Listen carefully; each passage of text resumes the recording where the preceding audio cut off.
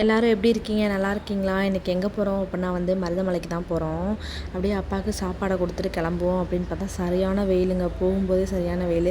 மேலே போனால் அதுக்கு மேலே வெயில் அடிக்கும் அப்படின்னு நாங்கள் பேசிகிட்டே போயிட்டே இருந்தோம். எப்படி போக போகிறோம் அப்படிங்கிறதே தெரியலைங்க.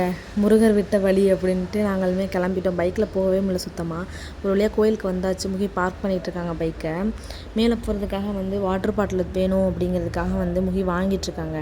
ரோடு கிராஸ் பண்ணும்போது இந்த வேலாக போட்டிருந்துச்சு. பார்க்கவே நல்லா இருந்துச்சு. நானும் சரணியா அதுக்கப்புறம் ஹஸ்பண்ட் 3 பேருமே பேசிட்டு கிளம்பிட்டோம். முகி எதுக்கு என்னை சம்மந்தமே இல்லாமல் தூக்குறாங்க அப்படின்னா போன வருஷம் கோயிலுக்கு வந்திருந்தோம் மருதமலைக்கு. வந்திருக்கும்போது நாங்கள் பேசிக்கிட்டோம். என்ன பேசிக்கிட்டோம் அப்படின்னா, முகி நான் வெயிட் லாஸ் பண்ணிட்டேன். அப்போ நான் முகி இந்த மொத்த படியுமே தூக்கிட்டு போய் கோயிலில் போய் சேர்த்து வரேன் அந்த மாதிரி சொல்லியிருந்தாங்க. நானுமே ஓகேன்னு சொல்லிவிட்டு பேசிகிட்டு இருக்கும்போது இந்த வாட்டி வந்திருக்கும்போது முருகர் கோச்சிக்குருவாடா, அதனால் நீ ஒரு 5 படி தூக்கிட்டு இறக்கி விடு அப்படின்னு சொன்னனால தூக்கிட்டு இறக்கி விட்டாங்க. ஃபைனலி பேசிகிட்டே அப்படியே மேலே வந்துட்டோம். சரியான வேலுங்க. என்னால் நடக்கவே முடியல. சுத்தமாக நடக்கவே முடியல. எனர்ஜியே இல்லைங்க. வர வழியில் கொஞ்சம் கொஞ்சமாக தண்ணி பிடிச்சி குடிச்சிட்டு வந்தோங்க. சத்தியமாக முடியலைங்க. வெயில் வேறையா, ஈவினிங் டைம் நினச்சிட்டு போனால் 3 மணிக்கு கூட வெயில் குறையவே இல்லைங்க. கடைசியாக எப்படியோ கோயிலுக்கும் வந்தாச்சுங்க.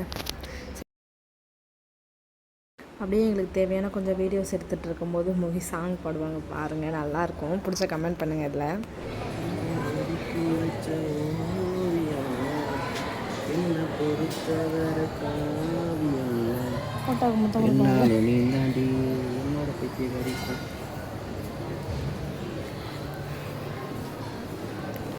இந்த கோயிலில் பார்த்திங்கன்னா இந்த தெராசு அப்படின்னு சொல்லுவாங்கள்ல, அது பெருசாக வச்சுருந்தாங்க.